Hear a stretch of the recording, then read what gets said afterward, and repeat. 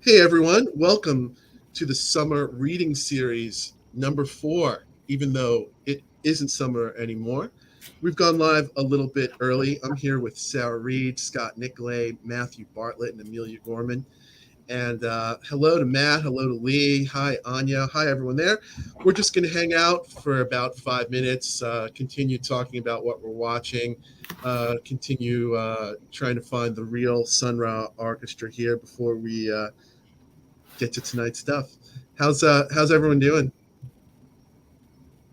Good. Muggy. It's muggy though. I don't like the mugginess. It is. It may be autumn, but it still feels like the end of summer here. I tuned in the other day, just a day or two ago. Ellen Datlow had a book launch for her Shirley Jackson book, so looking forward to that. Very much. Heard some bits and pieces from that. Yeah, that's going to be a good one. What was it? That's the one with the amazing title. What is it? It was something really good. Oh, I think it's When Things Get Dark. Yeah. Yeah, it's a good one. So, Matthew, you said you got someone's ARC in the mail today. What book was that? That would be Kurt Favre's book, and I'm going to completely blank on the title now, but it's forthcoming from Grimscribe Press. So, okay, awesome. Got that today, and have the joy of getting to read it and write a blurb for it. I like Kurt's work a lot, so I'm excited to dig into it. Kurt's fantastic. Yeah, he is. He's great. Even better to get something a little early, to get it in the mail of someone you like. So that's super. Yep. And it's a physical copy too. My ability or desire to read on screens is waning. Yeah, I don't know if mine ever. It's rare that, maybe when you're on vacation and I guess the pro of a reader is like, I don't have to have a whole suitcase full of those books with me. It's like clothing to suitcase ratio for conventions is normally like. Yeah, I'm with on that. That's why I like poetry, because you can like reread it over and over again. Like it's something you can kind of meditate on. So I always bring like a poetry book with me when I travel. That's a good idea. Yeah, that's cool. And I've got your poetry book. I think we're excited. I think you're going to be reading tonight prose, but we're excited that we actually have a poet in the reading series, Amelia. So thank you for bringing that. So hi Ross. Hi Zideli. Greetings from Mexico to you too. So it's around 8:00. We can get started. We'll say welcome again. Welcome to whatever I called this series for the summer: the strange, the weird, and the uncanny. The summer reading series. Thank you to all the guests that have come before, and thank you tonight. We're here with Sarah Reed, Scott Nicolay, Matthew Bartlett, and Amelia Gorman. I'm calling up on my other screen over here the event page so I can formally. Maybe I can't, since I don't have Scott's bio. Scott's going to be our first reader. I don't have his biography offhand, but I know his work. I know his work really well. His first short story collection, Anakai Tangata. Scott, his second short story collection is coming. It's coming in 2022 from Word Press. What's the name of it, Scott? It is called "And at My Back I Always Hear." When's it due to hit? February 22nd. Oh wow! Looking forward to that. Better be. Scott also does Scott, but buy it early, buy it often. You've been doing a bunch of translations. This is one from Dim Shores from a way back. I don't want to mangle the title. Can you read the title for me? No, I can't.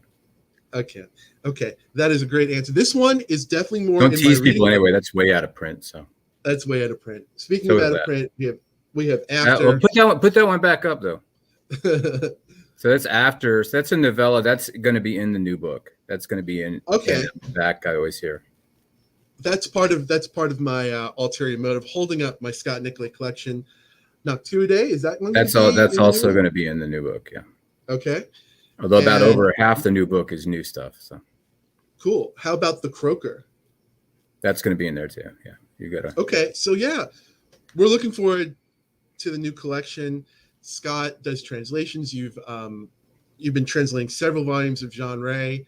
4 now, and we just put out just in the last week or two the new edition of Malpertuis, which we reprinted Ian White's translation, but I edited it and wrote it afterward for that, because his translation, it was the only really good translation of a whole book. So, and that was the Jean Ray? Yeah. And there was never a nice edition of it, and never a U.S. edition. So yeah, so there's 5 Jean Ray books out, 4 of which I translated, all of which I edited. That's great. And the other book that you edited, if I'm not mistaken, I think it's out now. Is it the one from Lethe Press? John? Yeah, thank you for mentioning that, because it's hard to get attention. Yeah, can you tell people about that one? The title, I don't have it in front of me. It's is it John Kiefer? John D. Kiefer. Yeah, it's called Research into Marginal Living. So Kiefer was this guy. He was a prolific short story author from the 60s into the 90s. And he was if you used to read any of those old Hitchcock anthologies, like in the 70s, or Pan Books of Horror, or Omni back in the day, which Ellen Datlow was an editor on that. You mentioned her.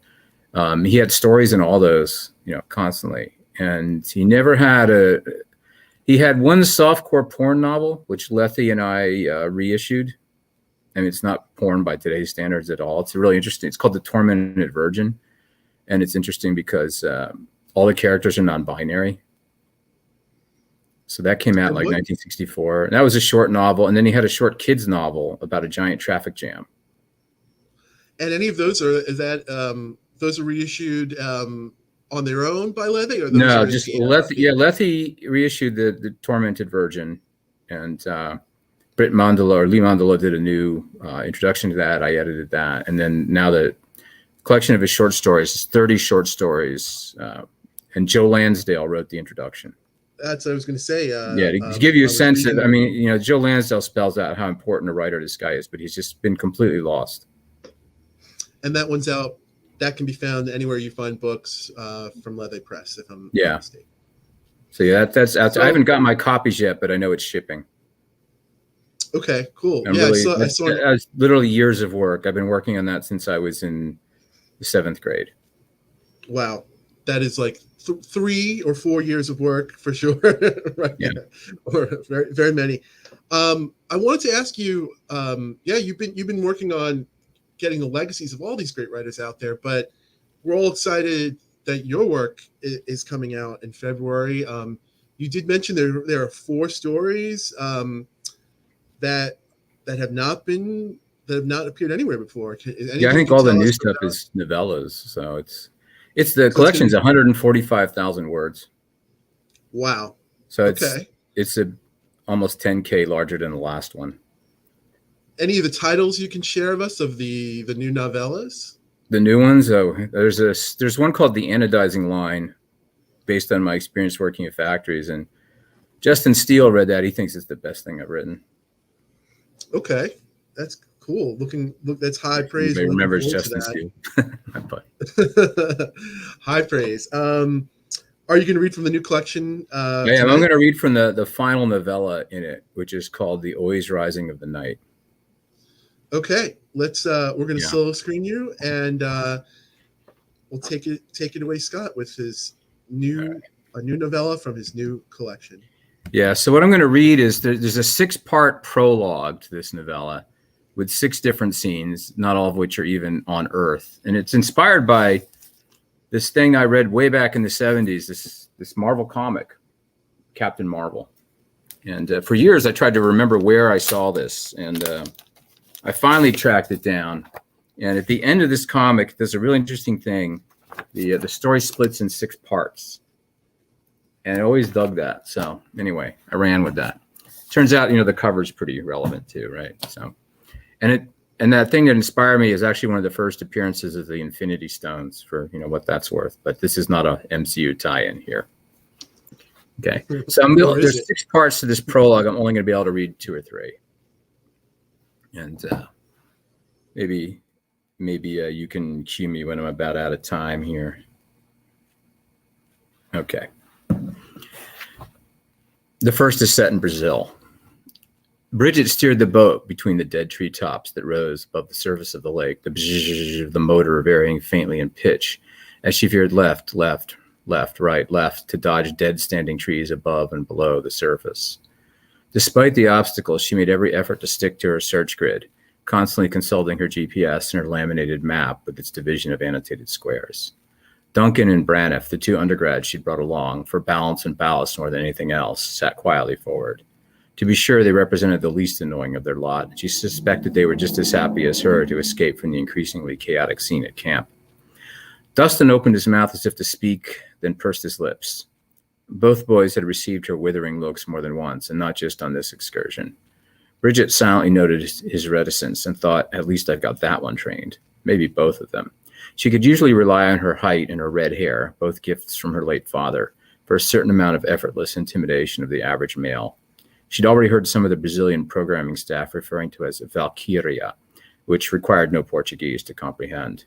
Without making eye contact, she casually ran her fingers up the sheathed machete hanging from her belt. Let that add a subtle reinforcement to their training. Suddenly Duncan did speak, shouting, pointing. Look, over there, is that one? He shouted so loud that even over the motor, Bridget feared he'd scare it off if it actually turned out to be anything. She shushed him as she followed the direction of his finger. What she saw vindicated him. 50 to 60 meters off toward the nearest island, sleek ripples of some swimming thing disturbed the surface, too large to be anything other than Pteronura brasiliensis, a giant river otter. Too large, in fact, to be anything other than a group of giant river otters swimming together, as giant river otters were wont to do. She eased off the throttle and set the choke to stop the engine, then raised her binoculars. The little islands in Lake Balbina had been hilltops before the dam. Now each offered its own lush microhabitat, almost normal, though so tiny and isolate and with way too many trees growing right down to and past the waterline, where the dead, drowned trees took over, their bare remaining canopy branches rising as much as 20 meters above the current surface. The hills had become ecological as well as literal islands, surrounded by submerged trees, lots of submerged trees, all dead, islands of tropical life and a half-submerged cemetery of trees. Not just dead trees, though. The power plant killed all the wildlife. Beneath the reservoir of water, a vast sunken second reservoir of decaying plant and animal matter gave off prodigious amounts of methane. The lake immediately became anoxic. Fish couldn't live in it. Without fish, larger animals could not thrive.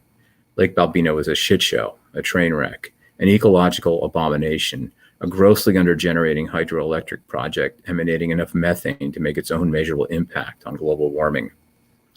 Yet recently, Bridget's advisor had received reports from reliable colleagues of giant river otter sightings in Lake Balbina. She encouraged Bridget to make the trip, tapped connections, pulled strings, made arrangements. And so Bridget found herself out on this weird dead lake with its lonesome carbuncles of life.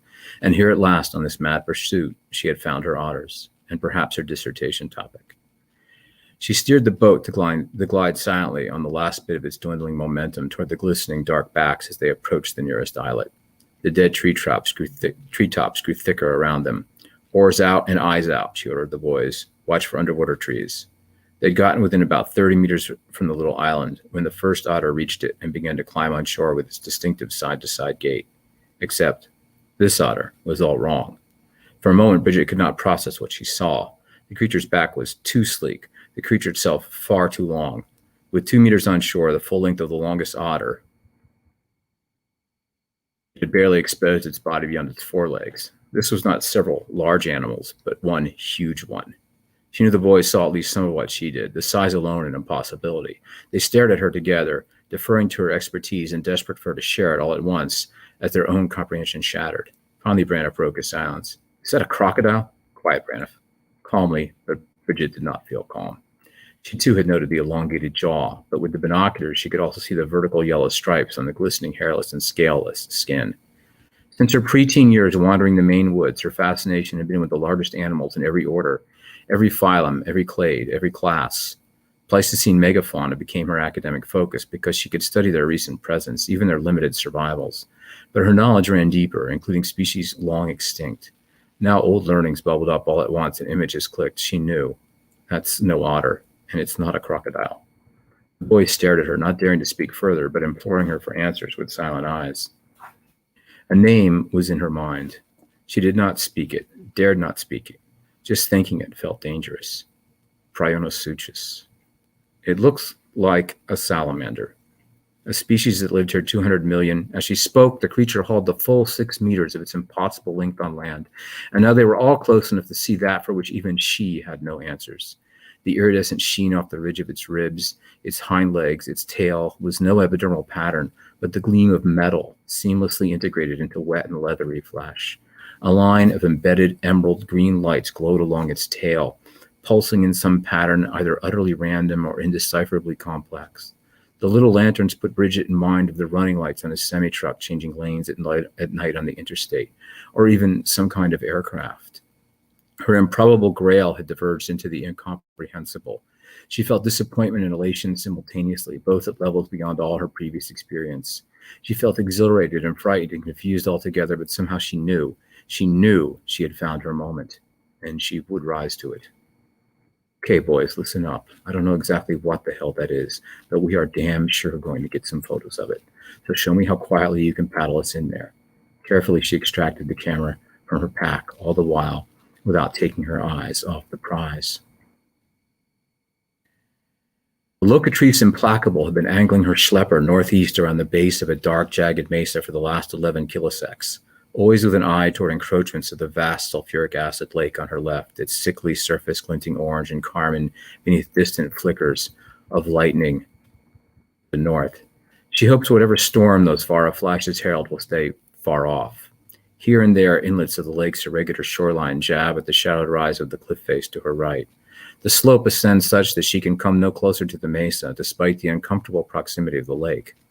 With its full complement of 7 legs, the schlepper would be reliable up to 67 degrees of inclination, but she'd had to deploy the explosive bolts to detach and jettison 2 legs damaged in her initial crash.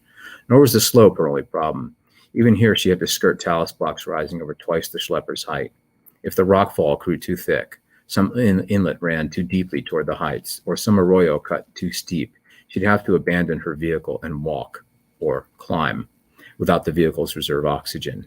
Even with it, she has already traveled too far from the wreck of her ship to return on the remaining charge, and the matter of her pursuers remains, if they too survived after forcing her down several hundred kilometers south of her original destination.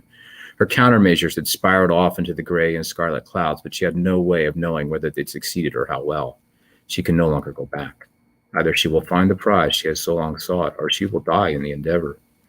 She has faced equally constrained options before, and if she hasn't always conquered them, she has at least survived. For several kiloseconds, she's kept an eye on a faint red glow creeping over the mesa. Now that glow appears brighter.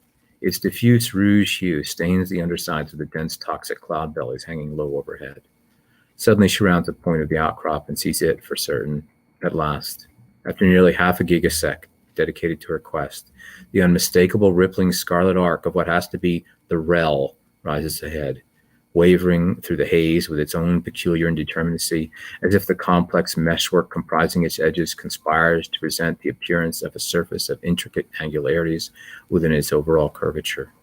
Tiny figures swarming over it add to this uncertainty, giving it the appearance of endless activity and ongoing construction.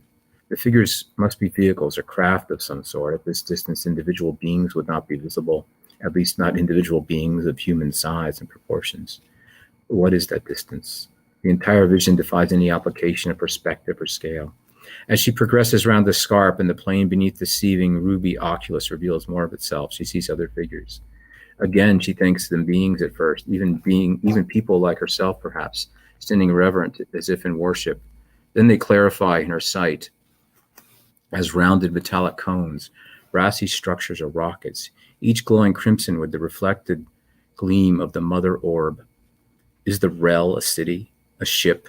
She simply cannot judge the size of its dimly burning disk. Hanging there so, hovering just above the horizon, it seems like a planet or even a sun. As the locatrice begins to calculate whether she can reach it on her available fuel, a missile shatters a towering boulder a dozen meters to her left, spraying fire across the schlepper and sending chunks of rock clattering against its side. Seconds later, the first droplets of sulfuric rain spatter her screens.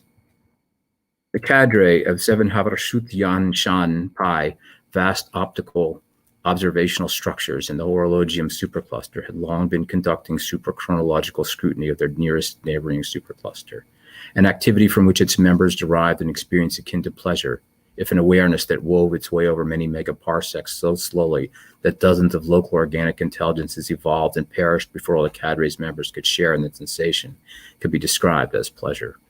The unpredictable cycle of activity originating in the megavoid dipole of that peculiar other supercluster provided the primary emphasis of these ongoing observations. Activity that suggested some turbulence operating in or from that locus, yet outside the portion of the space-time fabric observable even to the cadre, detectable only through the faintest spectral shifts and gravitational pulsations, and manifest via incredibly complex fractal patterns over almost an entire gigaparsec, while somehow occurring simultaneously, branching from galaxy width to infinitesimal. Only the cadre of 17 Havrashutyan Shan Pi's immense temporal scope gave them the ability to recognize the supraluminal correlations. Some members had advanced the proposition that these threads did not dissipate at the Planck length, but disappeared somehow beneath or behind it. Still others hazarded the audacious suggestion that the observed activity marked the point of collision between their neighbor and an entire other universe. The rather haughty member from the Abel 3128 cluster harbored an especially strong attachment to this speculation. As a corollary to these ideas and observations, the conversation turned from time to time to the possibility that similar activities might even now be occurring, had occurred in the past, or would occur at some unknown point yet to come in their own supercluster. No other topic became so divisive for the cadre's members. Some held that such events happening in their midst could not have escaped their notice, while others asserted that it was in precisely the proximity of these processes that defied the scale of their focus. A parallel but less vociferous discussion, in which the members fell out along somewhat different lines, related to the question of whether that nearby activity would remain constrained or might spread to their own supercluster. Might have spread already. The dialogue ebbed and flowed along these lines, shifting in intensity, but rarely in alignment. The members guarded their philosophical investments rather dearly. Ah, intoned the member in the Abel 3047 cluster. There goes another. Might it not be the loveliest yet? The others agreed, with the inevitable exception of the usual grumbling holdouts. Though the high cool light of night was shining bright enough for the tiger salamander to pick her way east, the smell of water alone was enough to guide her, the smell of water and the faintest scent of males. Ahead were the permanent stock ponds and the vernal pools that the cows stomped anew each year. Rain had fallen recently and fallen again, and a third time yet. Fairy shrimp had hatched in the pools and already grown to adulthood. Peeper frogs called like birds, but unlike birds presented no threat. The ground remained damp, the moisture trapped close to the surface by the water-swollen hardpan of Montmorillon-like clay just beneath. She trundled ever onward with the same stiff-kneed gait that had served her kind since her first ancestors clambered onto land, arriving alongside the earliest colonists, the scorpions and hairy spiders and enormous nightmare millipedes, well before the endothermic interlopers arrived.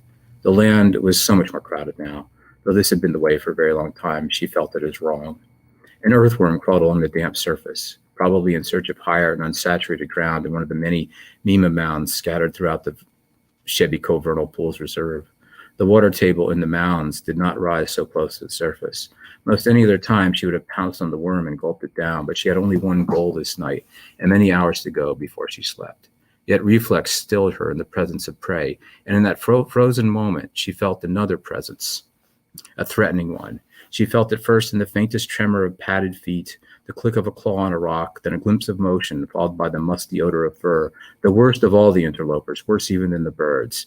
Direct in her path stood a coyote, winter lean and hungry, the mangy ridge of its back and the shape of its head clearly delineated in the cool light from on high. The worm wriggled on, but the salamander remained locked in her stance, one forefoot fixed in midair. Then she felt the greater wrongness, familiar from at least one previous journey, though forgotten until she experienced it now again. She had no frame of reference for this, despite 250 million years of ancestral memory, though she knew it as a wrongness nonetheless. Something swept over her, a feeling like the brush of root hairs across her back in her borrowed ground squirrel burrow, though nothing actually touched her here. The sensation continued for several minutes, varying in intensity, depriving her of valuable time, yet she knew to stay still.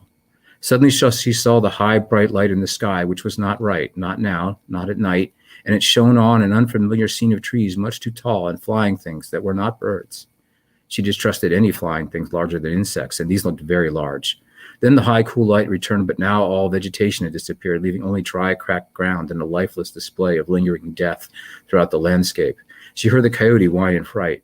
More scenes opened to her sight, some with the high, bright light, some with only night, some with a wide red glow for which she felt a special dislike.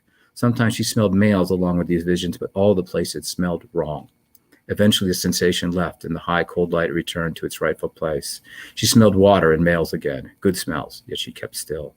Once the sensation of wrongness and strange sights had passed, she noted the absence of the coyote, though she had not sensed any of the vibrations that should have marked its departure. The loathsome predator had not left, but it was gone nonetheless, gone with the wrongness, with the wrong place. Although the water and the males still called her strongly, she remained motionless as the high night light moved twice its own width west before she set off again. Meanwhile, the worm crawled on, forgotten and fortunate for tonight. Okay, that's the end of that selection. Thank you so much.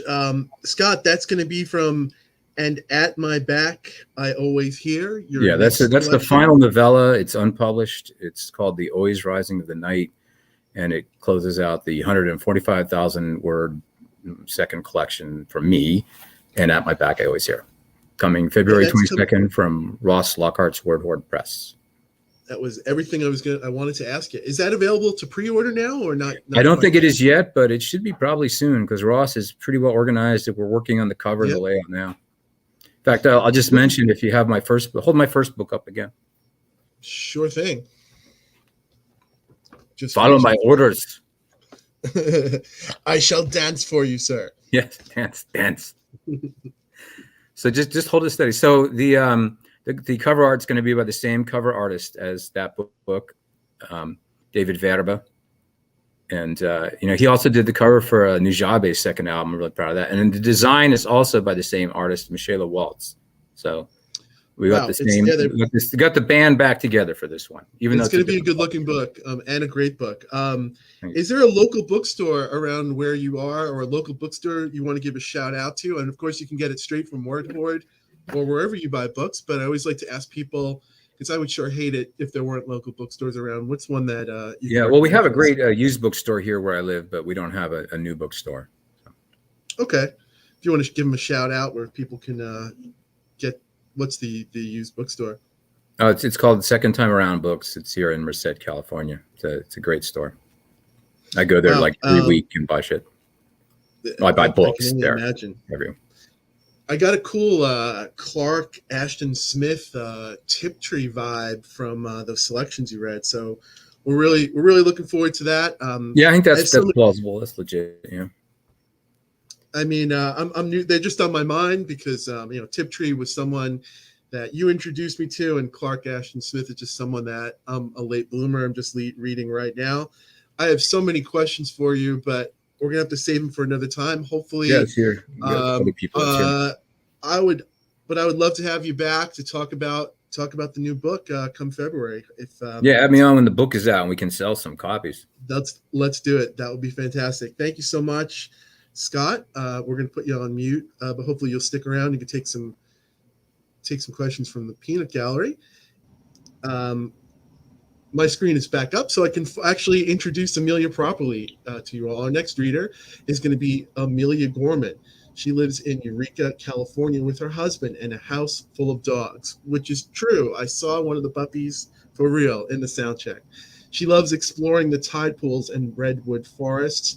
Her fiction appears in She Walks in Shadows from Innsmouth Free Press, Sharp and Sugar Tooth from Upper Rubber Boot Books, Nox Pareidolia from Nightscape Press, and the Night Script series.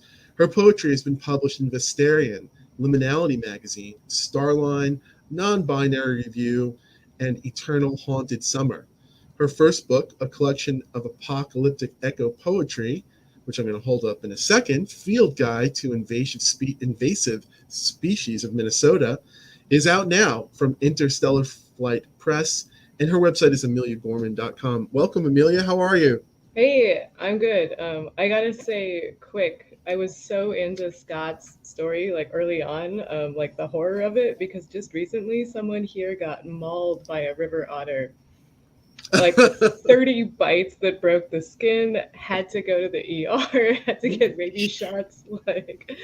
Like they are a good horror monster that people, I think, would usually They're overlook. they look so cute and peaceful. How did was Well, the person behaving? the sea otters are the ones that like hold hands and love each other. The river otters are the ones that bite you 30 times. Oh, the river. Send you to the Okay. ER. Unmute me here, motherfucker. No, you've been unmuted from the start, man. Oh, okay. So yeah, wow, that's amazing, Amelia. And actually, the character in that story is based on a real friend of mine, another graduate student in my program, Danan Denev, and she studies giant river otters. Yeah, so I gotta talk about this. Yeah, you can look up the news like learned- Eureka, California river otter, and Wow. it's good stuff. This series is educational. We learn everything. The hippie otters are the ocean ones, and the death otters are in the rivers. Death otters. I am now forewarned. Although those weren't real otters. That was, I got a real. I know your creatures are completely unknowable. I started to get a Loch Ness monster vibe from that, but before it went into just a Scott Nicolay unknowable monster. So yeah, I really dug it as well, and I'm just my river jaunts are now ruined, but possibly for the better. Well, otters are mustelid, just like the honey badger and the wolverine, so they're aquatic honey badgers. Amelia, your book Field Guide to Invasive Species in Minnesota. Here's my copy here. It's a fantastic. Speaking of invasive creatures, I mean it's fantastically illustrated. You wrote this book when you were living in Minnesota. Is this correct? Yeah, and then I finally found a publisher for it kind of right when I moved to California. So that was a little bit of a weird transition, and it's weird to kind of tell people, buy my book about Minnesota. I don't live in Minnesota. But you were there when you were writing it. What about Minnesota was inspiring these strange and uncanny poems? I guess I don't know. I love the way different plants and animals interact. I love the kind of secret stories about animals that people don't always know. Like one of my favorite poems in the book is about earthworms, and I think people don't really know that earthworms are often detrimental to their ecosystems. Like they're not great for gardens. They're not great for the wild. They're kind of awful little creatures. Oh wow! I'm getting an earthworm zeitgeist tonight. I mean, Scott's earthworm. It's just sort of crawled off, much the way like that character in I forget which character it was, but there's an animal that kind of crawls off screen in Lord of the Rings, never to be seen again. Scott, it's getting that vibe with Scott's earthworm, but I didn't know that earthworms. I thought, what is it that's good for gardens? Nematodes, or what are the things that aren't good for? Like aerating the soil isn't bad, but then they keep reproducing. They get into the wild where you don't really want that kind of aerated soil, and then they ruin forests for the trees and the other plants that live there. So these kind of like weird myths we've created, like I want to tackle those with my book and approach those. Oh, that's cool. Yeah, I mean, we think we know so much, or maybe we don't even think we know. I mean, when you said that, how the earthworms are getting out into the wild, it just makes me think of Bill Bryson. I forget the name of his Australian book where he talks about all the invasive or just the species that will kill you in Australia. I mean, I forget what it was. That's how I think the cane toad was introduced to take care of pests. Have you seen the cane toad movie? I have not. What is it called? It's so good. I think it's just called Cane Toads, but I can look that up later. But it's too close. It's too scary. I mean, it's a documentary, but it's shot like this sort of true crime thriller. Like the documentary clearly had a lot of fun with it. Yeah, they're badass. I mean, you think river otters are bad. I mean, cane toads will just. I'm glad I'm not able to fit in its mouth there. So. But you also write speculative fiction. I've read your work most recently, I believe, in Nox Pareidolia from Nightscape Press. But you also had a story that you're going to read from us in out from C.M. Muller's Chthonic Press, the Night Script series. Yeah. It's like it's Oh, a you've good got it. You're plant. gonna hold. It's a good plant story, so I thought I'd go with that. Oh, cool! I love the series. I love that cover right there too from I Night Script always 3. love What's their the story? art so much. The story is The Whisper Gallery. Okay. Anything you wanna tell us about the story before we turn it over to you? Just that, it's about the ways plants kind of interact with each other, or at least that's how it starts. So Okay, another good kind of fantastic. eco story. Love it. We're going to turn it over to you, reading from Night Script. I spend a lot of evenings looking at my garden, 6 every week to be precise. Calla lilies rise, cream enough to drink. Nasturtiums penetrate cracks in the small concrete patio where the soil is too weak to give way to flowers. They stay as sexless green circles with reaching veins. My brutal wall of hollyhock, foxglove, and echium spears pierce the air. Succulent hens and chicks fractal themselves in an endless war with the pebbles, while lupine and sunflower make love as they climb the sky together. Daphne and honey perfumes mingle with the smells of cut grass and compost, and the whole garden smells like a palace in a dream. Colors assault me with their bold and uncomplimentary sprays because color, too, can be a weapon. During the day, this day and almost every other, I look at other people's gardens, like the Martins' yard sweeping before me. I open up their file on my tablet and find today's spreadsheet. All their plants are already entered in the columns. I just need to add pollinators to the rows. They aren't my most difficult client, but they might be close. They wanted me to plan a very particular color combination for them. An orange and white pollinator garden. When I suggested California fuchsia, I had to explain several times it was in fact orange and not fuchsia, even as I showed them photographs. For having a garden that is half tidy tips, they aren't tidy at all, and their bright orange cup of gold poppies are already spilling into their neighbor's yard. However, I catch a rare sphinx moth hovering around the white lanterns of their manzanita like a 6-legged hummingbird. That's a good sign. I don't think the Martins really care about the bees. Hiring me is just a response to a problem they've heard about but don't comprehend. A messaging that reached them but they didn't digest. They can just throw money at it until they feel better. But the bees care about the Martins and their guilt even less. In the absence of the wilderness we stole, they still come where we cultivate.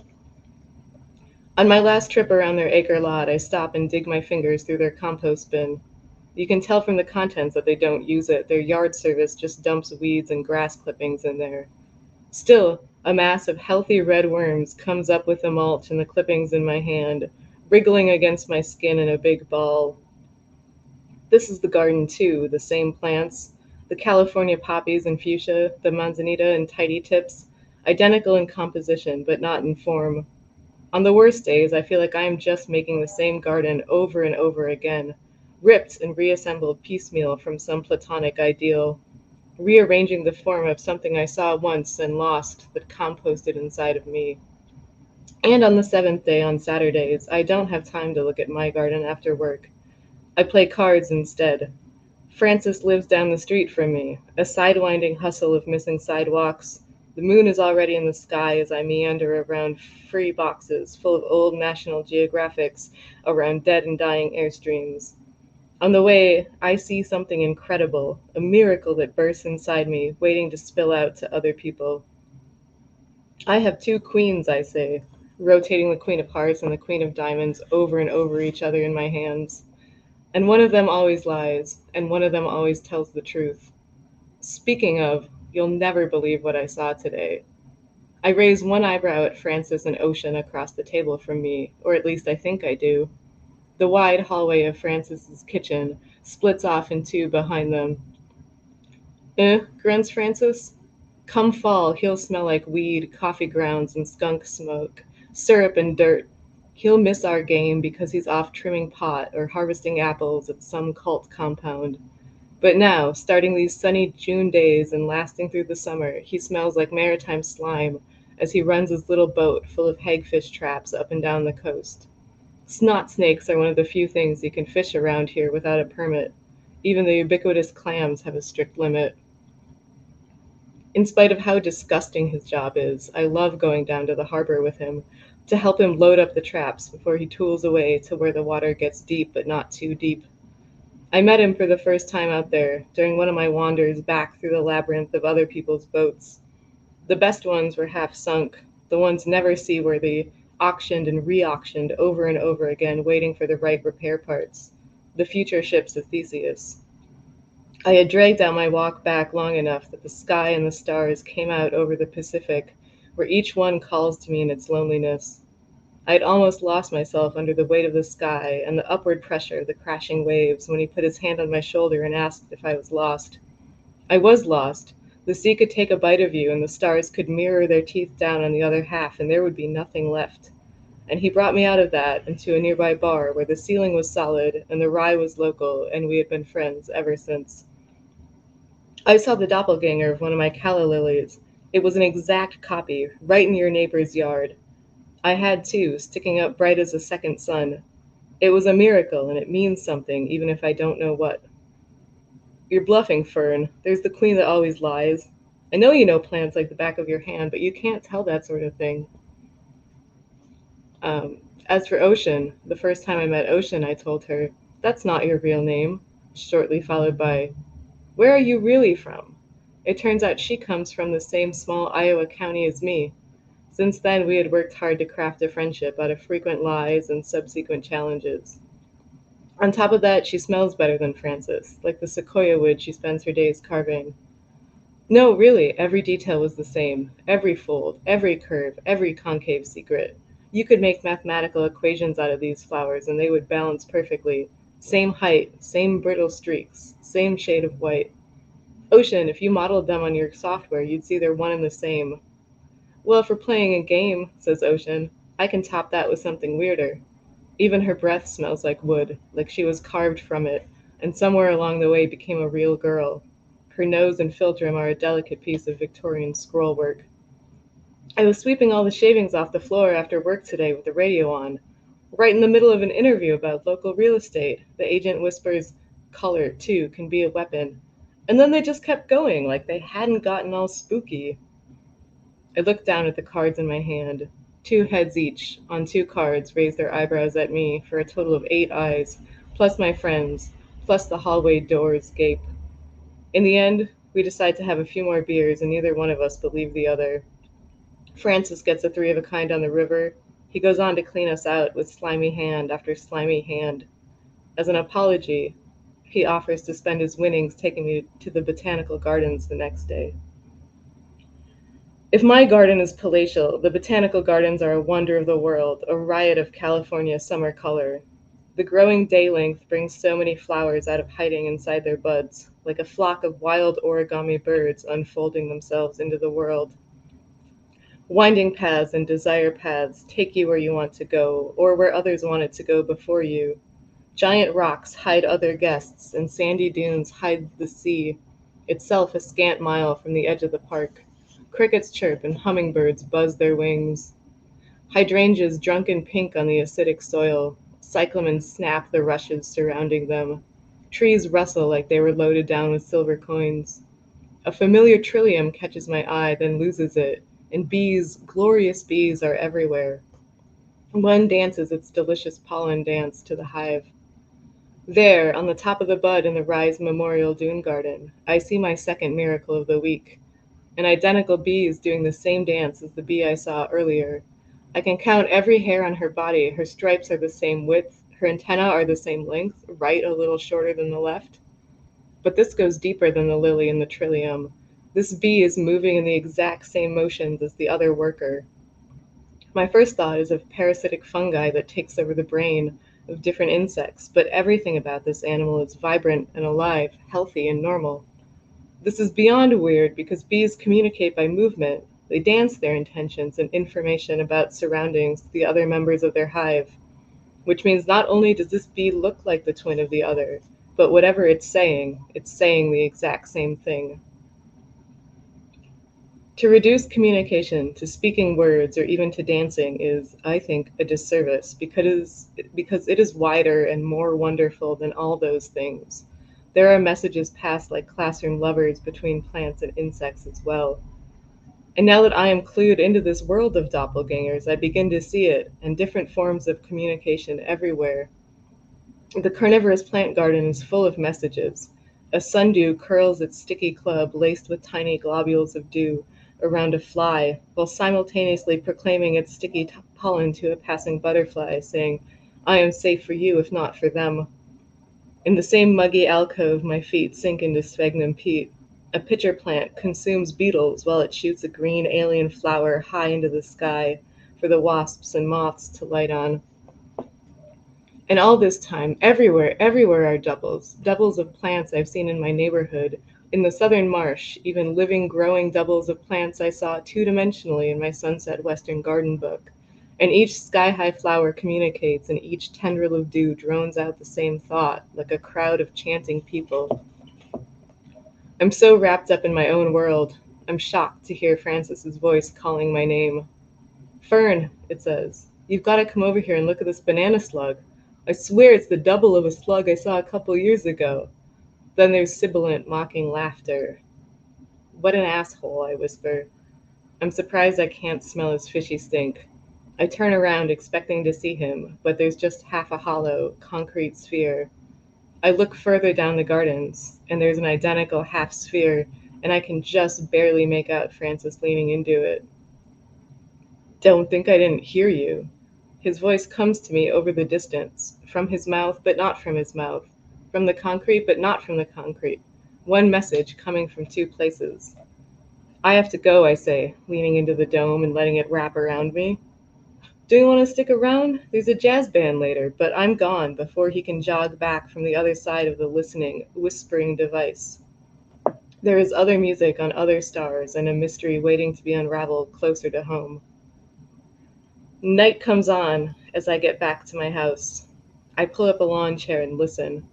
Slowly, as the moon arcs over the sky, I hear every whisper from the blossom and understand what is happening. The language of the flowers reveals itself to me in a mix of sense, color, and even words. Something from elsewhere is coming through the doubles, some voice from behind the stars. It set up a system of acoustic mirrors, something that wanted to be one forever but split into many in space. There are many minds in one mind, a big bang of intelligence waiting to happen, and they have such a lush vision for this planet. I feel privileged to be one of the only people to intercept these messages, coming from behind the stars. But the stars too are just their acoustic mirrors, doing their own golden Apian dance across the night. Lifeless acid seas and barren deserts will teem with new life and thoughts. They've been breeding and growing this system, thousands all over the world. The corners of their minds that are split too far across the dimensions have been passing their notes through these. Ocean finds me still outside in the morning. She drags me out of my home in reverie. She says something about Francis being worried when I left the garden so suddenly. She promises we'll take a walk to the coast, to the sea stacks and harbors, and that I need to get away from my work for a while. We'll catch the green bus that winds through the woods in the northern suburbs. We'll go to that barbecue restaurant we like at the park and ride by the beach, the one that reminds us of childhood. Her words, and her words alone, and I parse them with difficulty after my night's communion. I follow her in silence she confuses for grogginess. Maybe I do just need to get out and get away. We arrive at the bus stop across from City Hall, and I briefly wonder why the real estate advertisement has a mirror on it. But it's not a mirror at all. It's a photo of a woman who looks just like me, who has my face down to every pore. This horror is new, and it's no longer my own. And that's it. Okay.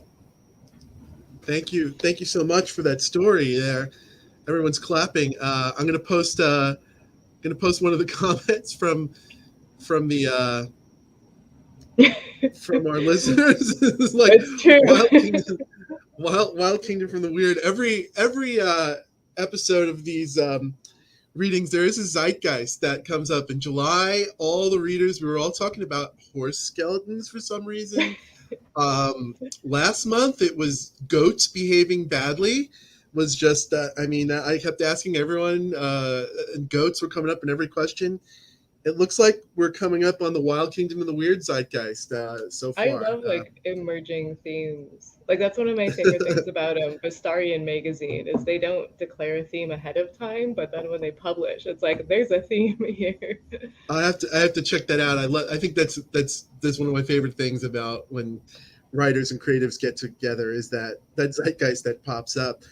I love the plants communicating in your story, Amelia. It brings since we're talking about shows from the 70s, Mutual of Omaha's Wild Kingdom. Did anyone ever see the 1976 or 77 episode of In Search Of with Leonard Nimoy? I think it was like In Search Of, do plants have emotions? And I think literally like Nimoy, he's got like the plants hooked up to like, I'm not sure if it was a lie detector, but he's got him hooked up. He's just like, he's wearing a suit. It's dead serious, and it's just In Search Of. Plants communicating. To look. Oh yeah, I'm sure it's on YouTube.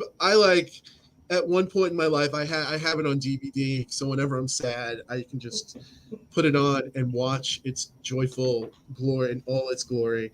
But yeah, you've got bees, you've got doppelgangers, you've got plants communicating. Bravo for the Wild Kingdom of the Weird. What's a bookstore? You have a local bookstore there. People can buy your book or pick up any books that you might recommend to us. Yeah, we're kind of a small area, but we're blessed with like a lot of good used bookstores and at least one really good new one. Eureka Books is awesome. Okay, cool. Eureka Books. All right, thank you so much, Amelia. We're going to move on to our next reader, which is me.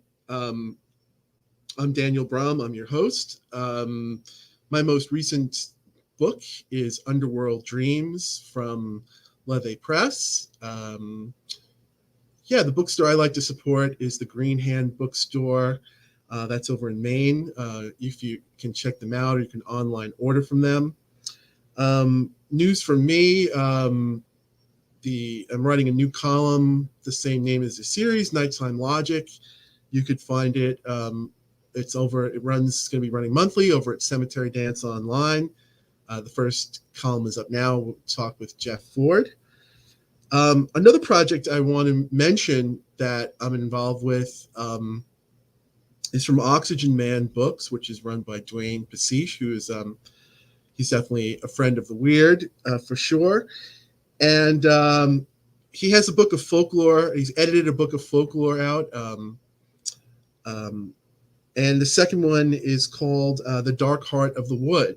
And that's going to be coming out in 2022. And he's doing fundraising for that now. So if you check out I've put links to all the readers, some of the stuff that they have going on in the discussion. So you can check out their projects there. And you can check out The Dark Heart of the Wood fundraiser in the comments as well. It'd be great to support Dwayne on that. So I'm going to read just a little bit from the short story that appears in The Dark Heart in the Wood. I think I didn't need to, but I am going to be continuing the Wild Kingdom of the Weird, because this is also a story about an animal. Love it when that happens. And this is called Where the Jaguar King Lives in the Dark Heart of the Wood. I'm going to read a little bit from it. Stone Creek District, Belize, winter 2011. It is said that the Jaguar King lives in the dark heart of the wood, watching over all the cats. The wood's proper name is the Coxcomb Basin Wildlife Preserve and Jaguar Sanctuary. 150 square miles of tropical forest. All 5 of the cat species that dwell in Belize can be found there. Jaguar, puma, jaguarundi, margay, and ocelot. Sunset Rick is an American expat. He runs a 2-unit vacation place, Sunset Rick's, in the little beach town not terribly far from Coxcomb.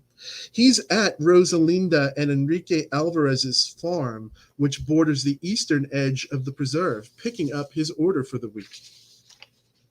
The pre-dawn sky is still a glistening carpet of stars, illuminating the clearing where the Alvarez's vegetables are growing. Rick looks to the jungle, a living wall teeming with layers and overlapping layers of buzzing and clicking that looms over the farm. He walks to his pickup truck, bags of produce and dairy in hand, and scans the shadows and spaces between the tree trunks for motion. The guests due into his second cabin, June and Andy from New York, are arriving in the afternoon. The thought of flying, even on one of the puddle jumpers that are the only planes that land on the airstrip, reignites a little flower of unease in his beer gut belly. It has been decades since it has been his job to keep one of those rumbling metal behemoths in the air, circling to and from the failsafe points day in, day out, armed with a nuke and extra fuel. And it's been decades since he crashed the little plane he had here out in the jungle, the last time he ever flew at all. He's grateful for the fragrant smell of wet earth and flowers and green and the hint of smoke from someone's trash fire in the damp, almost morning air. A morning doesn't go by that he does not at least think about kissing the ground and small swatch of beach where he's made his home. He doesn't tell guests the Air Force was where he got the name Sunset Rick. He doesn't tell guests he knows how to fly at all. He does tell them he spends his time drawing and watching for birds and for big cats if he's lucky. He's always on the lookout. Jaguars are tough, if not near impossible, to spot. Most visitors and locals alike will never, ever see one.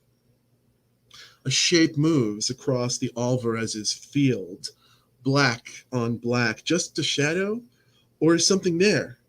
He knows the jaguar he calls Cygnus likes to venture out from Coxcomb during the night to rummage in garbage for easy pickings before returning at dawn. Rick holds still and squints, and yes, he sees her right where the green jungle meets the farm. She's there, just inside the line, just inside the boundary of the preserve, where it is illegal to harm her, illegal to shoot any jaguar. She's trotting along openly, brazenly, not concealing herself as she is so capable of doing, as if she knows the boundary and knows the rules somehow. Maybe she knows he'd never, ever even think about shooting her. Maybe she knows Enrique Alvarez would love to blast her, as would several others who live nearby who do not share his awe and appreciation. These people think twice before shooting, not only to be sure their quarry is outside the border. They know Sunset Rick isn't the only one watching. They've heard the stories. The Jaguar King is out there, watching over the cats, protecting them, even avenging them. Rick has been here 20 plus years, one full year before Coxcomb was founded. And while he has his notions, he can't say for sure if all the stories are true. He's also never seen a jaguarundi, yet he knows that doesn't mean these most reclusive of the cats are not real. Cygnus halts, turns her head, and looks Rick's way. She can smell him, knew he was present long before he had any hint of her. Rick wonders if she's contemplating the Jaguar King too. A raucous toucan call, the first sign of day, punctures the nighttime cacophony.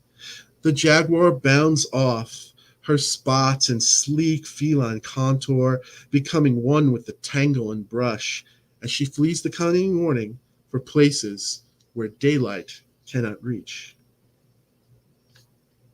June and Andy watch as the little Cessna they and their luggage, deplaned from just a minute ago, reaches speed and lifts into the air at the point where the dirt strip of a runway ends in the Caribbean Sea. Sunset Rick is watching them from the shade of a rusty tin roof held up by 4 poles at the corners. That is the airport. He swings open a hinged section of the rusted remains of something that once upon a time was a barrier and says, "Welcome." Andy doesn't like the way the old expat looks June up and down as she's hunting for her smokes, but he's used to it. She's in a t-shirt with a Duran Duran Rio album cover on it, half tucked into a pair of black denim cutoffs. Bruises from iron deficiency in various stages of fading mar her pale legs. Her short shock of hair that was once punk during the days when she purchased the t-shirt remains short now for efficiency, not style. Endless hours at the shop and time with her daughter and every iota of sleep is what counts, though she feels she cleans up nice on the date nights Andy every so often persuades her into. She lights up a clove cigarette, a real one, contraband Andy provides for her somehow, even though it has been years since Obama banned them. Andy doesn't want her to smoke, yet he keeps her flush with them because her money is tight and he knows how much she loves them. She takes a big pull, inhales like her life depends upon it, then realizes the men have already loaded the luggage.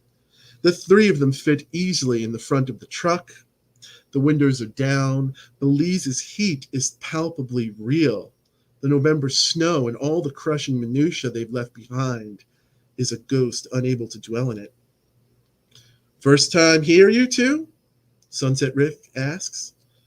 "I come to Belize a lot," Andy says. "Well, I used to. Back before I met June. I mean, never made it this far down. Always wanted to. I told myself I would one day, come back with the woman I love." "Good old love and romance. I remember that," Rick says. "I remember it too," Andy says. "This one protested, but she's here. We made it." June smacks Andy's tattooed bicep. "I run a business and have a daughter," she says. "All I need right now is to be eaten by a jaguar or to get some tropical disease." Rick reaches down with one hand, his other never leaving the wheel, and produces a can of beer. He glances at Andy and June to see if they will dare to voice disapproval. "Yeah, we do have jaguars," he says. "Scarce on diseases, though. Plenty of beer. Want one?" "Can I smoke instead?" June asks. "Sure." He swigs his beer just as they hit a patch of bumps. The road is an unpaved swath cutting through untouched jungle on both sides, broken up only by the infrequent clearing or sign indicating the presence of one of the few area businesses. A paved road is on the way. Supposedly, someday it's really going to come, along with cops and rules. Well, real ones. For now, we're still free here, though. For now. Well, there's no AC in the cabins. You'll want to get the ceiling fans going, and it's perfect, June says. Rick sees her face light up as she takes Andy's hand. "It's absolutely perfect here. I see what you mean," June says. "You were right. I can see myself staying here forever." Andy is painfully aware she did not say us. A small thing, considering all sign of the nicotine-starved, sleep-deprived, uptight, worried bundle of nerves he spent the long day of travel comforting has disappeared into the tropical heat and sun. "Why the change of tune, sweetheart?" Rick asks. Andy braces for June to blast him for the patriarchal endearment. But no, there's only that faraway look on her face, the one she wears when she's in the place she goes when in the grip of her lowest lows, the place he can never reach her. "There's a jaguar," June says. "Nearby." "What?" Andy asks. "I can feel her. I see her spots. She's almost all black. You can just make them out. You can see her when she moves. Then she's gone into the jungle like, oh, I don't know how to say it. We have to find her. I have to see her. Andy and Rick exchange an inquiring stare, each expecting the other to offer an explanation. I guess this means we're going after all, Andy says. I knew there was a reason I loved you. I'm down for going right fucking now. Easy, cowboys, Rick says. You don't have to go far to see a jaguar. We've got one right around here. Exactly like the one you described. Damn if I know how you did that. Hell, you damn near picture perfect described the jaguar I call Cygnus. She comes out of the preserve every night. Why they get a taste for our garbage is beyond me. Andy's always wanted to go. That's why he planned this whole trip, to take me. You heard the lady. Is there anywhere around here we can rent a car? June asks. Or maybe do you think we could use your truck? You're my guests. After you lovebirds settle in, I'll do my best to be of service. Rick knows the Jaguar King doesn't like outsiders. He wonders what he's going to think of these weekend warrior hipster has-been wannabes. Stupid question. He knows the Jaguar King doesn't care for humans at all. So we'll stop it right there. That was a little bit of where the Jaguar King lives in the dark heart of the wood. And that's coming out in 2022 from the anthology, The Dark Heart of the Wood. So I hope you can support that funding that's going on right now. So we're on to, thanks everyone. I can't unmute people there. So getting my screen up so I can introduce you to our next reader, Sarah Reed. Sarah Reed is a dark fiction writer from the frozen north of Wisconsin. Yeah. Her short stories can be found in various places, including Ellen Datlow's Best Horror of the Year, Volumes 10 and Volumes 12. Her short fiction collection, Out of Water, is available from Trepidatio Publishing, as is her debut novel, The Bone Weaver's Orchard, both nominated for the Bram Stoker, This Is Horror, and Ladies of Horror Fiction Awards. Orchard won the Stoker for Superior Achievement in a First Novel, and the This Is Horror Award for Novel of the Year. Orchid is also available in Spanish under the title El Jardín del Talador de Huesos, published by Diletante Mentes, where it has been nominated for the Guillermo de Baskerville Award. When she's not staring into the abyss, she knits. Role model. You can find her online on Instagram or Twitter at Inkwell Monster, or on her site at inkwellmonster.wordpress.com. Thank you for being here, Sarah. How are you doing? Good. Thanks for having me. Congratulations on all your awards and all your successes. How I've been so busy with the Wild Kingdom of the Weird, I haven't asked anyone how their summer is going or how the transition into seasons is going. How's this time of year been treating you? Well,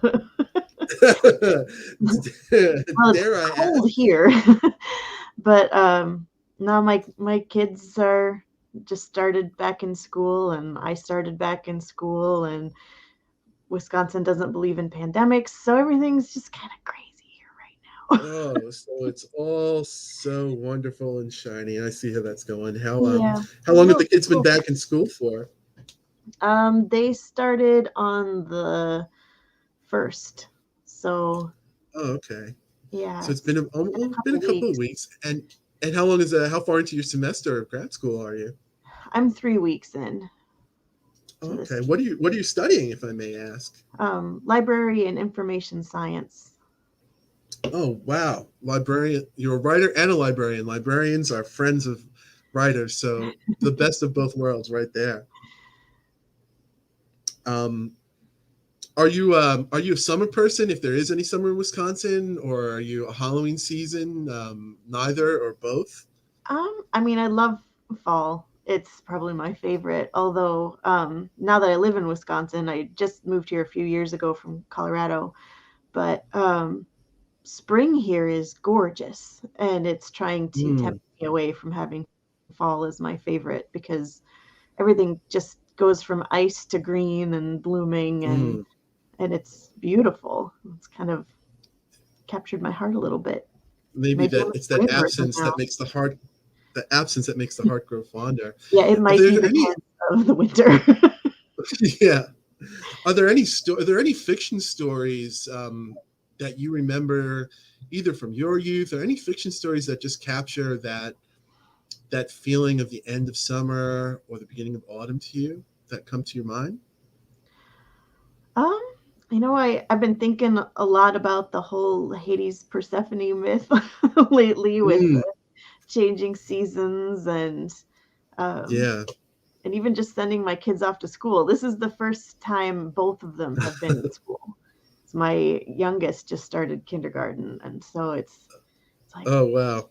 and they've been home with me for 18 months because of the pandemic. So suddenly having an empty house during the day, just me and the cats, it's like Normally that wouldn't be such a bad thing, but hopefully the kids are not off to their underworld, but hopefully school is not like the realm of Hades there. it kind of But feels like it right now with the lack of all COVID mitigations. yeah, That's yeah, it it feels like hell. sounds like it. Hmm. Onto some more uplifting subject matters. We're here to escape from that just for the moment, but yeah, I definitely support science and everyone doing what they need to do to get out of this pandemic. But you've got some great stories that have been coming out. One that's gotten at least got my attention. It's in the is the name of the anthology, the Violent Vixens Hmm. anthology. Is that correct? Yeah, And what's the name? What's the name of your story in there? Bloody Bon Secours. Oh, cool. And you're going to be in just a minute. I think this is the one that you're going to be reading from. Yeah, I'm gonna read the first 3/4 of it. Oh, cool. What can you tell us something about the project and about your story? Well, I'm gonna break our pattern, I'm afraid. Oh, um, okay. there's no lovely, weird wildlife in this one. It's just a bloodbath. So Hey, look, it takes a mix to make a salad here. It takes a mix. yeah, there we go. But it's based off of a real place in Tuam, Ireland, where I actually spent a homestay before anybody knew what this place really was. And um, the story kind of has broken over the last couple years about what went on there, and uncovering mass graves around this women and children's home, and specifically mass graves of children in the septic tank. Wow. And so it's not a nice place, and it made me angry. And it was, also I had been, reading about the residential schools and the mass graves around there. And I was getting real mad about these religious institutions and what they were doing to people. And so I decided I needed to write it out of my system a little bit. All right. So we're going to turn it over to you. Reading from the Violent Vixens anthology. Here is Sarah Reed. All right, Bloody Bon Secours. I stood before the tall woman draped in black, Sister Mary Anthony, though we were to call her Mother Superior.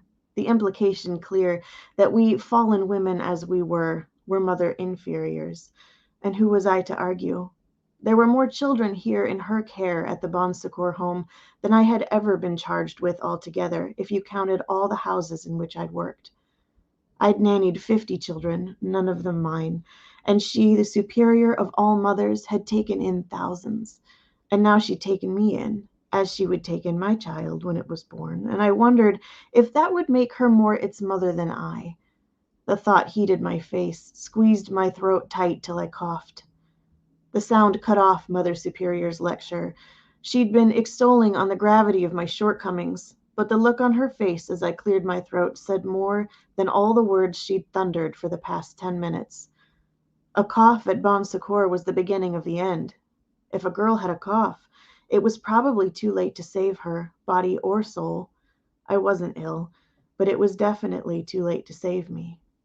Mother Superior nodded to the nun standing behind me, Sister Catherine Francis, who had led me from the taxi to this office in solemn silence. She led me down another arm of this H-block stone house to a bathroom where my hair was shorn and I was showered and dressed in a different linen smock than the one I had arrived in.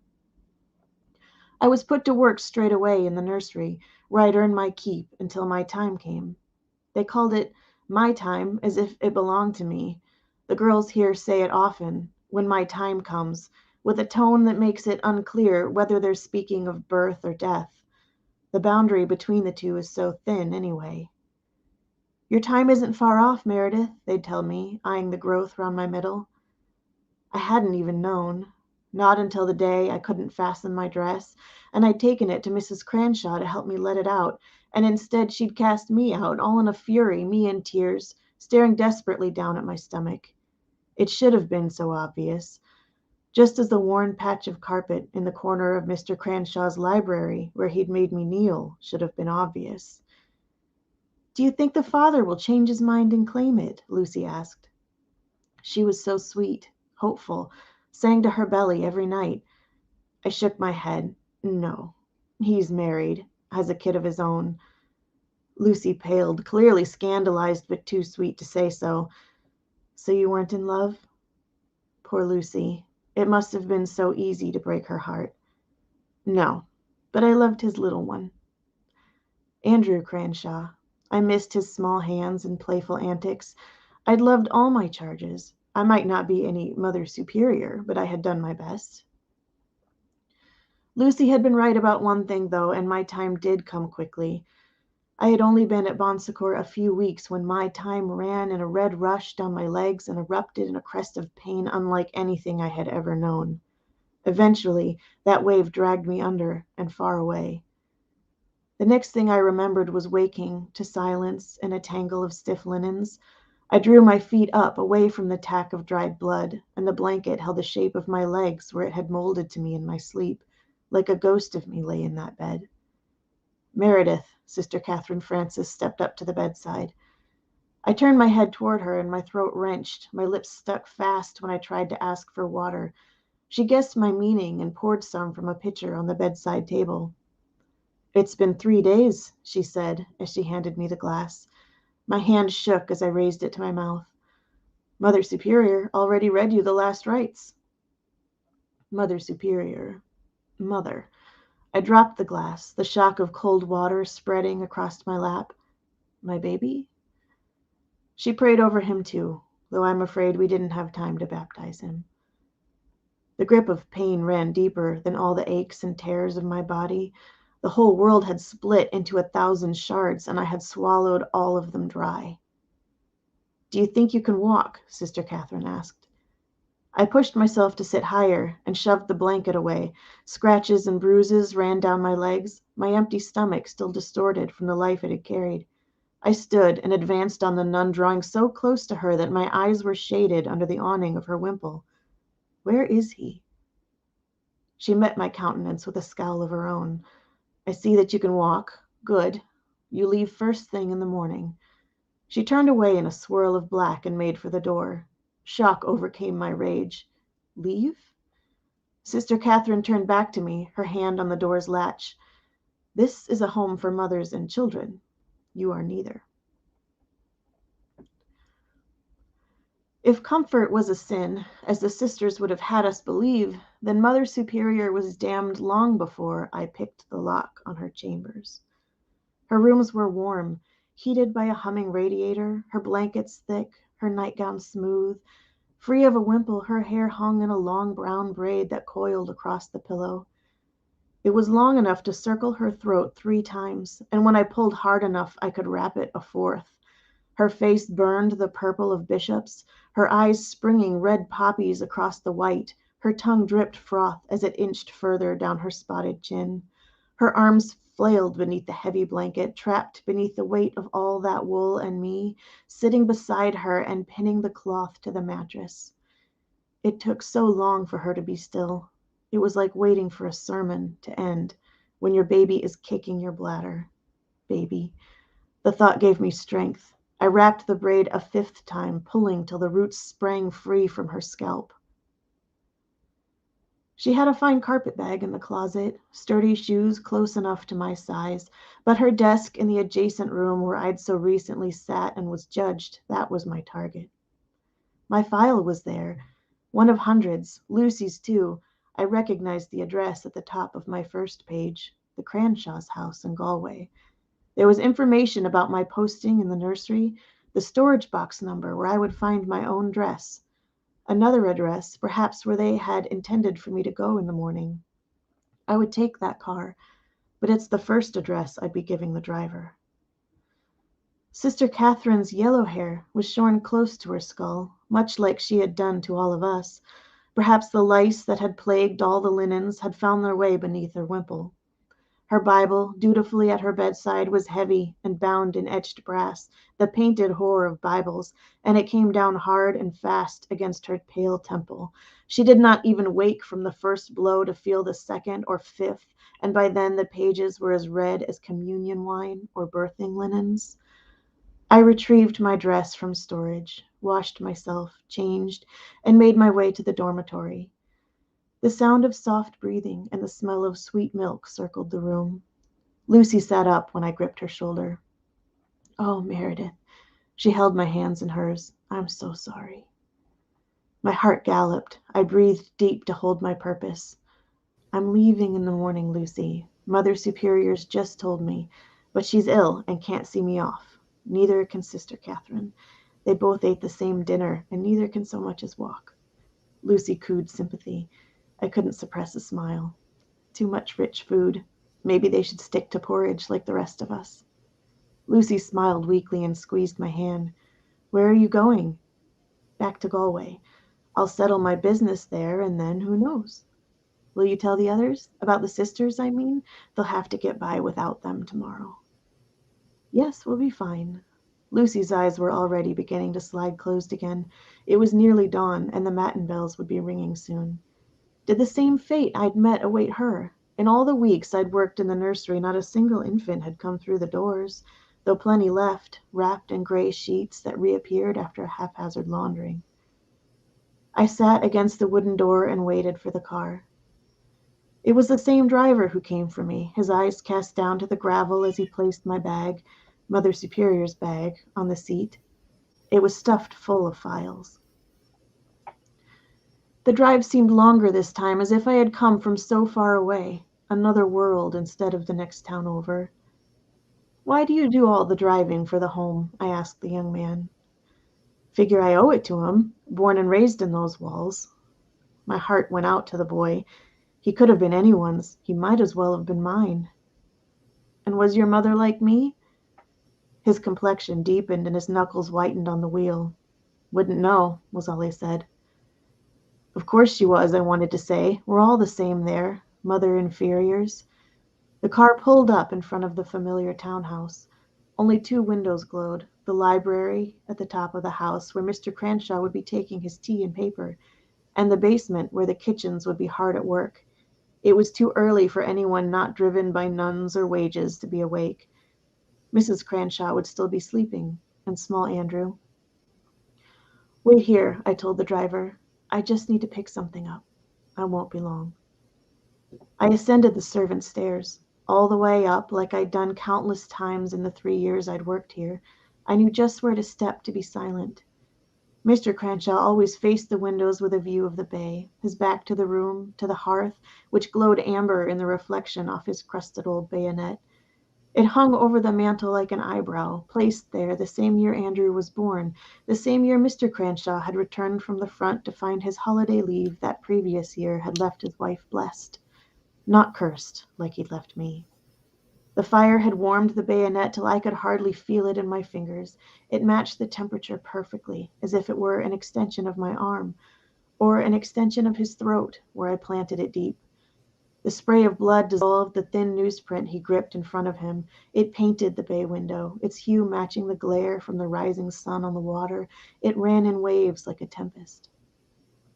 Mr. Cranshaw shook in his seat, rattling on the end of his own blade, and the more he shook, the more blood seemed to come out of him, an impossible amount, creeping across the carpet all the way to the corners, to the worn patches that likely held some of my own blood, likely others too.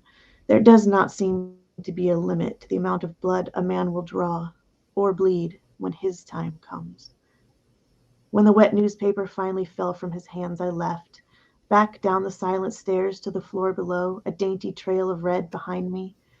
Small Andrew smiled when he woke to me standing over him, as he had so many mornings in his short life. His round arms lifted toward me, and I bent to his embrace, scooping him up from the pile of tangled blankets. Mare is here, my doll, I whispered into the damp curls at the back of his neck. His breathing eased as he settled back into sleep against my chest. I sifted through the blankets to find the balding blonde bear I knew would be there and tucked it into my arm next to him. Then back down the silent stairs again to the waiting car. The driver sweated, brow furrowed, as I settled Andrew in the seat, cradled against me.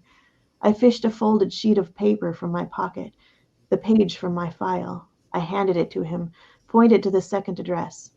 I didn't want to speak, didn't want to wake sleeping Andrew. The driver shook his head. I can't. That's where I'm going. Take me there, now. It's my new post, isn't it? He looked at me through his mirror, eyes narrowed. No, that's not. I'm not ever to go back there. Mother Superior said she isn't your mother. Never was. Drive. Perhaps it was the blade forming in my voice, or maybe the blade in my pocket that I didn't think he even knew about, or maybe it was the red all over my shoes. But he drove. No, I'll stop there. Thank you so much, Sarah. That's from the Violent Vixens Anthology. Do you have a local bookstore or an indie bookstore that you recommend where they can pick it up or pick up your books and other books as well? I don't know about Violent Vixens yet. My books are at my local Barnes & Noble. They call me in when they reorder, so they're all signed. So okay.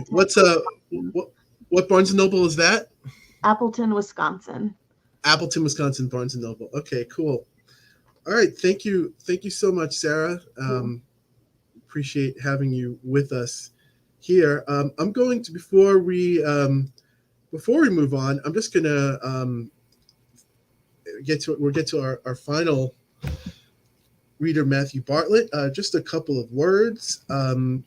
When October is Halloween season, we're not going to be doing a broadcast, but it will be back on November 12th. We'll be doing it's a Friday night. We'll be doing a folk horror thing on November 12th. But before we move on, since we do have Scott Nicolay and Anya Martin here, I just want to give a shout out to the both of them and to the Outer Dark podcast, which can be found on the This Is Horror Network, and also the other event they run, the Outer Dark Symposium for the Greater Weird. Both of those are events. They're things that support all of us and that are great for the weird fiction community. So I think most of you are in the know, but Scott, I turned your mic on. Is there anything you can tell us, maybe just tell us a word or two about the Outer Dark podcast, what you wanted to achieve when you went about starting it up?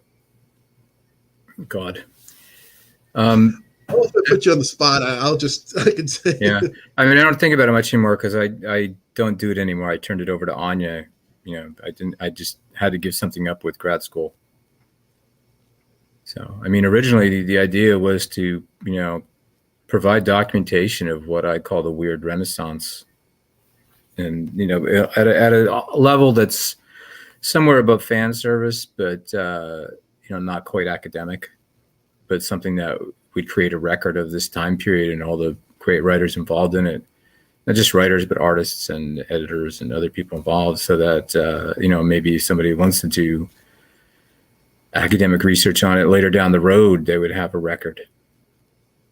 And especially wanted to use it as a platform to really profile or share and just give a platform to the really diverse writers who've been who really, I think, are the bulk of the greatness in weird fiction right now. I mean, people associate weird fiction, I think some people, maybe the public, and you see lists and things like that, and they the inevitable weird tales writers who are just a bunch of white guys.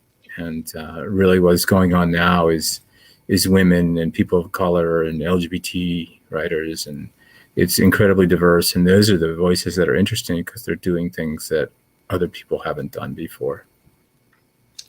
And that's what I was hoping you'd talk a little bit about that. The Outer Dark has been an amazing platform for underrepresented voices, for outsiders, for people who normally aren't part of the conversation. I owe a lot of gratitude both to you and Anya for making me part of the conversation and for opening my eyes to just a lot of those writers all across history and the writers who are writing now. So I just wanted to give a shout out to that. Anya is in the comments here. Let me see if I can put that on screen. And Anya's saying, yes, The Outer Dark is going to be back on the air Thursday, October 7th, in an episode featuring Ellen Datlow and readings from the Body Shocks anthology she edited for Tachyon Books. So be sure to tune in to The Outer Dark and check out The Outer Dark Symposium for the Greater Weird. Thanks. Didn't mean to put you on the spot That's there. okay. Glad to know that you've turned it over to Anya, who is doing. Actually, I have kind of PTSD about The Outer Dark, so I don't talk about it. Well, look, it was a great idea, and you did great work on it, and you turned it over to Anya, who has been supporting everyone. She's the hardest working person in show business, and we're all grateful to her and The Outer Dark, the work that she's doing there. Just wanted to mention that for a sec before we head over to our next and final reader. So thank you so much to Matthew Bartlett for being patient, for being our final reader here, and just being patient in general. I've been wanting to talk with Matthew and have him on Nighttime Logic for quite some time. So I've got my screen up, and before we talk with Matthew, I'll just have a chance to read his introduction here. Matthew Bartlett is the author of Gateways to Abomination and other books of supernatural horror. His short stories have appeared in a variety of anthologies and journals, including Forbidden Futures, Vastarian, Year's Best Weird Fiction Volume 3, and Ashes to Entropy. He has recorded 2 albums for Cadabra Records, Mr. White Noise, and Call Me Corey, both with backing music by Black Mountain Transmitter. 2 of his stories, Ginny Greenteeth and the Mill River Revenant, were also adapted for Cadabra, read by actor Lawrence Harvey and Anthony D.P. Mann, respectively. He lives in Western Massachusetts with his wife, Katie Saulnier, and their cats, Peach Pie and Larry. So I think we saw one of the cats on camera here, Matthew. Welcome. How are you? I'm all right. How are you? Doing great. Can you, I didn't get a chance to read it in the introduction. What's a website where everyone can tune in to you for, and the work you're doing now, all things Matthew Bartlett? In general, www.matthewmbartlett.com, and that will give links to a variety of websites on which I sell books, and so it's kind of a messy web presence, but everything's framed in one spot. Yeah, messy is better than nothing. The world is messy. One of the things I wanted to ask, I know that I think it's a relatively new development for 2021. You have a subscription service, if I'm not mistaken, where readers, I believe it's monthly, they can get, is it a monthly or quarterly dose of your writings? Can you tell us a little bit about about these writings and who gets them and what's been going on with that? I have about 75 subscribers for 2021. There's one chapbook per month. Only 100 are printed altogether.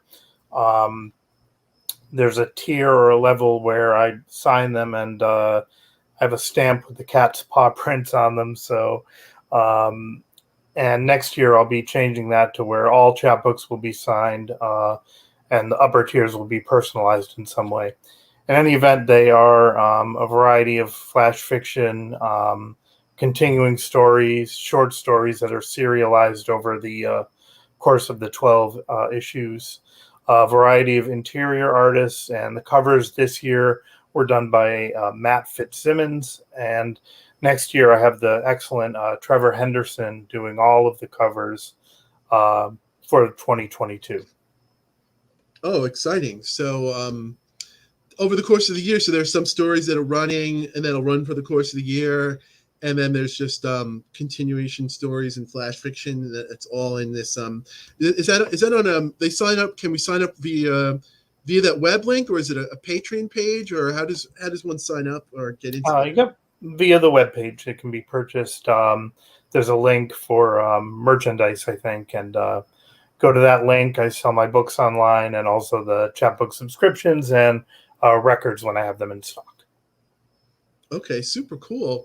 Another cool project that I heard about a little bit earlier on in the year, we had John Padgett who's reading. I know you've done a collaboration or collaborations with John Padgett for a press we all like, Nightscape Press. Can you tell us about that collaboration?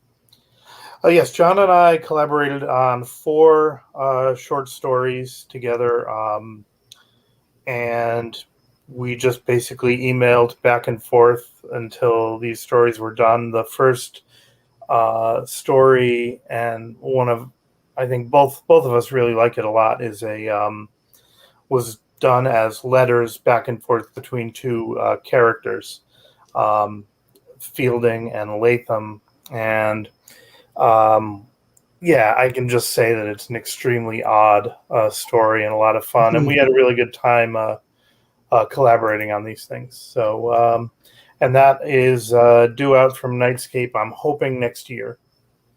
Okay, super cool. Before we turn it over to you, we'll just tell everyone who's tuning in here to stay tuned in after Matthew's done with the reading. I know that some of our authors want to participate in the chat, but I can't seem to get the chat function going on. So if you have any questions, or if the authors have questions for you, we'll maybe have a little bit of a Q&A after Matthew reads. What's the name of you're going to be reading from, if I'm not mistaken, a little something from Music of the Moldering. Is that correct?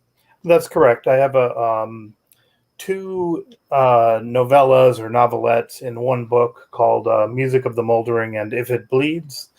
They were originally done as limited edition chapbooks, and now an inexpensive version, or one book with both chapbooks included, is on Amazon. And I'll be reading from Music of the Moldering. Oh, cool. Before we turn it over to you, I want to ask you about this time of year, a question of such depth and insightfulness. But inquiring minds want to know, are you a summer person? Are you a winter person? And what fiction comes to mind about this time of year, if anything at all, for you? Well, I'm a sort of horror fiction year-round sort of person, so nothing really changes in my reading, but I am a cliche, the fall person.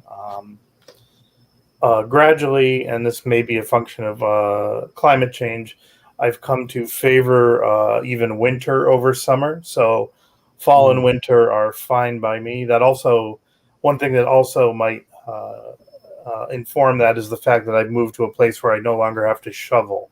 So so it's a little easier for me to not be so annoyed by winter now. But fall is the best for me. I can relate to that. I'm a Halloween, just all the trappings. I'm a Halloween 365 days a year person. Corny or not, I keep the decorations, and my mind is decorated that way all year round. And I'm also a horror person all year round as well. So is there anything you can give us by means of introduction to the bits you're going to read for us tonight?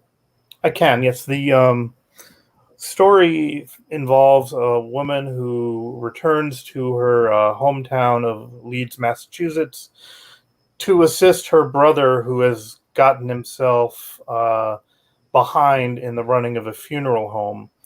The reason that he's got himself behind is the discovery of a radio station he used to listen to as a little kid. He rediscovered this station, and we're going to open with her with the two of them kind of discussing the game plan, or her discussing the game plan for getting him back on track and meeting his bizarre embalmer. All right. Take it away, Matthew Bartlett. All right. Don't give me that look, she said. We can't fix the mess you've made in a week, but it is fixable, I promise. We'll get you part of the way there, and then it's on you. Marcus, I'm not going to mince words with you. We're both too old for that. You look awful. His expression showed hurt. Here we go, he said. She shouldn't roll her eyes, she knew. She rolled her eyes. I'm concerned about you. You always masked your insults as concern. I'm not insulting you, Marcus. I'm not insulting you. He crossed his arms. She looked around. All was dark and silent. Where's your staff? He sighed. I gave everyone the day off. Kurt is around somewhere, I think, the embalmer. A creak and a shuffling, and Kurt was there in the doorway. Susie half expected him to say, "You rang," in a low Ted Cassidy bass. Though this guy was more Peter Lorre than he was Lurch. He was short and wide, wearing straining mustard-colored suspenders over an untucked white shirt. He had chipmunk cheeks and a most unfortunate Ishkabibble hairdo, Vanta black dark. He grinned, revealing small rows of bright white teeth with large spaces between them. Pleased, he said, peeling a blue rubber glove from his hand before holding that hand out to her. Truly. As she reached out her hand, she saw that one of his eyes was of glass, slightly askew in its socket, a shade lighter brown than its neighbor. She tried to keep her face neutral, but doubted she was entirely successful. His hand fell limp and lifeless into hers like a hairless rodent dropped from a modest height. His skin was dry, thank the Lord, but unpleasant to the touch in a way she couldn't name. He chuckled as though he'd heard her private thoughts. I never learned this in school, he said, and tittered helplessly, apropos of nothing. Never learned what, she thought. How to shake hands? She let his hand fall out of hers and wiped her hand, palm and back, on her jacket, not caring whether he noticed or not. What are you working on today, Curtis? Marcus said, as though indulging a child. I'm working on one Mr. William Fryer. Pulmonary embolism. Mr. Fryer leaks a lot. Sir Leaks a lot, I have dubbed him. Leakage, you see, is the enemy of the embalmer, the mortal enemy. I didn't learn this in school, he said. I would hope you did learn that in school, Marcus said. LOL, said Curtis. Susie detected a sour smell emanating from the man, scotch and sweat and something sickly sweet. I didn't learn this in school, he said again, and then a curious look came over him. His cheeks sunk and his forehead furrowed. His eyes slid toward the back of his head, and the pupils of his eyes vibrated like speakers subjected to heavy bass. Susie thought he might be having a stroke.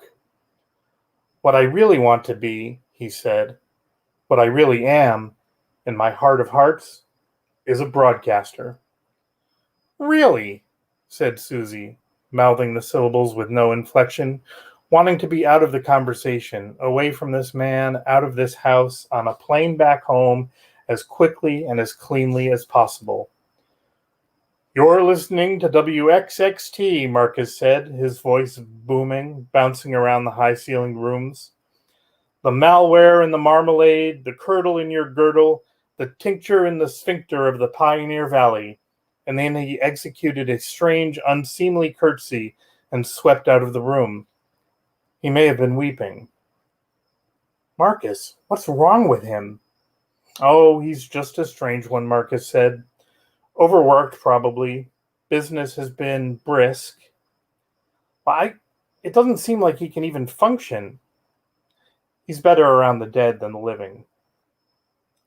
Susie took Marcus out to dinner, a barbecue place. He ate with ravenous fury. They talked about growing up, about the in-jokes and secret signs that made them family. They got good and buzzed. Susie felt an odd affection for him, something she hadn't felt in years. She'd get started when they got home, she told him. Everything would be okay. That night, Marcus went to bed early with apologies, told her to wake him if she had any questions. She could see he didn't mean it, and told him any questions could wait until morning. Susie scanned Marcus's desk, scattered forms and documents, envelopes folded at odd angles, faded brown rings from the bottom of his coffee mug, old dried-up grains of rice, mouse turds, spools of thin green wire, loose coils of thicker red and black wires with small clamps at either end, a roll of electrical tape, a cigar box full of little circuit boards, a plastic desk organizer full of rust-stained cavity fluid injectors. Stacked next to the desk were plastic buckets of plaster of Paris. The desk lamp flickered, and a light somewhere in the house extinguished itself, dropping a shadow over half the room. Susan used her forearm to sweep everything to one side. She set her laptop next to the monitor. With more than a little trepidation, she began going through the jumbled spreadsheets and the out-of-date accounting software. She caught a few oddities. For one, payments to the crematorium had ceased about a year ago. But maybe he'd had a crematory installed on site. She looked in vain for any such record. As darkness fell, leaving only the light of the screens, she followed rabbit trails hither and yon. Air whooshed through the vents. Frogs chirped. She scrolled, stopped, typed some notes into her laptop. She opened more file folders, folders within folders. They cascaded across the screen in overlapping zigzag patterns. From somewhere in the house came a high-pitched titter, the creak of a floorboard. She rose quietly and cracked the door to find Curtis sneaking down the hall in a tuxedo shirt and ragged boxer shorts, two frightfully pale and skinny teen girls flanking him, tiptoeing, clad only in string bikini tops and cut-off denim shorts. All three of them had muddy feet strewn with grass. One of the girls swung her thin arm back and slapped Curtis on the ass. He opened a door, revealing a flickering of candlelight. He slid in and they followed, grasping each other's hands. The door closed gently and locked. Disturbed, she went back to the computer. We'll leave it at that for now.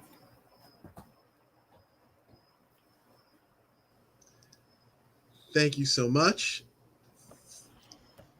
Turn everyone's mics on. Do you have is there a local or indie bookstore that you recommend? I have to recommend two of them. One is a new bookstore, not new as in just opened, but it's been around for a while, but carries new books and carries my books. That book store is called Booklink. It's in Thorns Marketplace in Northampton.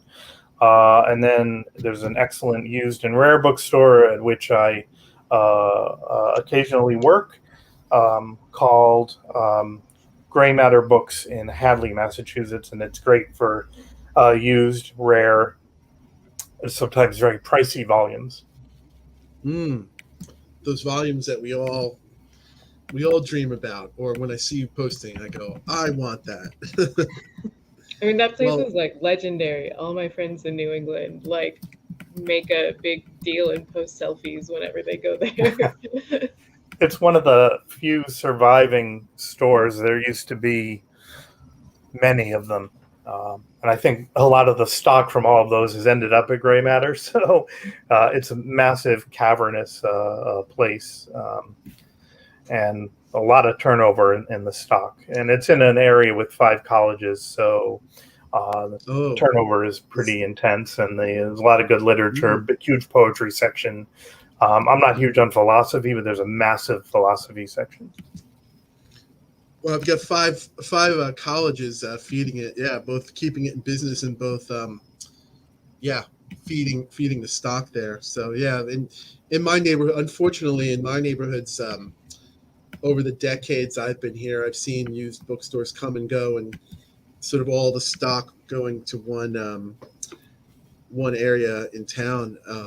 But before we talk about bookstores, is there any questions out there? If you type it, I can put it on screen, and our guests can answer it. Or if our guests have anything they want to say hi to people out in the comments, feel free. Both directions. High-tech communication, only the best, because I can't figure out how to make it happen otherwise. I was going to tell Sarah, I grew up in Appleton. Really? Yeah, the first wow. 16 years of my life. And have you been to Joe McCarthy's grave? No, I haven't. That's a great, iconic Appleton spot. Okay. I will Horrible go Senator and- Joseph McCarthy is buried there. It's a popular high school weed make. McCarthy, I hope as it's in desecrated periodically. I was just thinking the same thing. I was going to say, is it that guy, like McCarthy from like? Yes, the the terrible U.S. senator. One who at Do long people- last had no decency. Do people go there, like the kids go into the graveyards, get drunk, and is that where it'd be like, I got to go take a piss, I'm going to McCarthy's grave? Is that terrible for me to say? Should I say that out loud? I mean, I can't admit to crimes on a Facebook live chat, but maybe Of course something like that happened. You've heard wild rumors that has maybe happened. Yeah. Okay, well, thank you so much to Sarah Reed, Amelia Gorman, Scott Nicolay, and Matthew Bartlett. Please support their bookstores. Please support them. Thank you to the four of them for coming here. Thank you to everyone out there who came to visit. The next dates, keep in mind, October 7th when The Outer Dark returns, and November 12th when Nighttime Logic will return. So goodbye, summer. It's been real. Hello to the next season, and keep it strange, everyone. Thank you so much for coming. Have a great night, everybody. Take care. Thank you Thank you, too. Daniel. Thank you, everybody.